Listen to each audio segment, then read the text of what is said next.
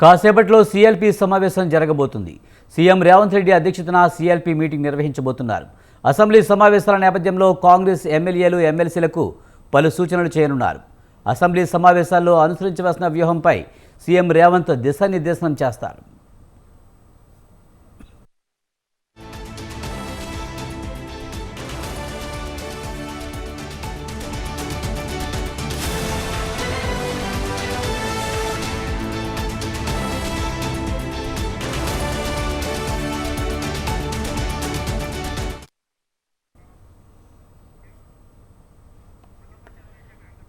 ప్రజా సమస్యలపై బీజేపీ గలం